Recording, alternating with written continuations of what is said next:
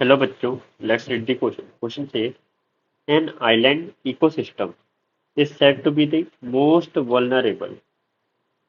इसका मतलब है कि ऐसा कौन सा आइलैंड होगा इकोसिस्टम का जिसके अपन मोस्ट वल्नरेबल कह सकते हैं। तो सबसे पहले अपन देखते हैं कि वल्नरेबल क्या होता है। तो इस क्वेश्चन में अगर अपन की कंसेप्ट की बात करें तो की कंसेप्ट होगा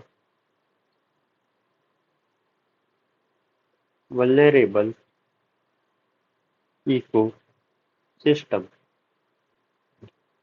तो बेसिकली वल्नरेबल इकोसिस्टम क्या होता है, इसको इसे समझने के लिए पहले हमें एक एक वर्ड जो कि इस पे है वो सुनना पड़ेगा। जैसे कि सबसे पहले हमें वल्नरेबल समझना पड़ेगा। वल्नरेबल क्या होता है? वल्नरेबल की मीनिंग होती है जिसका नियर फ्यूचर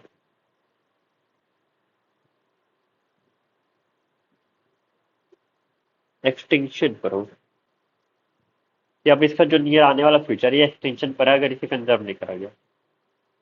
इकोसिस्टम का मतलब क्या होता है? ये इकोसिस्टम आपका, इसके सिंपली मीनिंग होती है कि बायोटिक एंड एबायोटिक के बीच का इंटरेक्शन।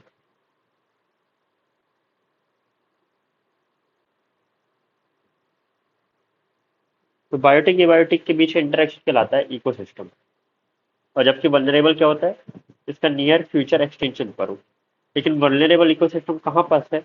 आइलैंड में। कहाँ पे है? आइलैंड में। अब क्योंकि आइलैंड में तो आइलैंड के चारों तरफ क्या होगा? सी।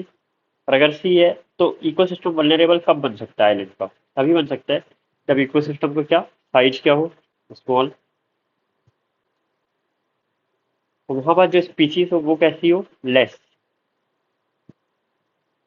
अगर लेस स्पीशीज होगी तो क्या होगा, उनके एक्सटेंशन के चांस इंक्रीज हो जाएंगे। और अगर एक्सटेंशन के चांस इंक्रीज हो गए तो वो स्पीशीज कैसे हुई, वल्नरेबल स्पीशीज, और वायलेंट कैसे होगा, वल्नरेबल आएगा। अब अपन ऑप्शन देखते हैं। पहला ऑप्शन हमें दिख रहा है due to small size and lesser number of species, ये अभी अपन पढ़ के आए, ये बिल्कुल सही है।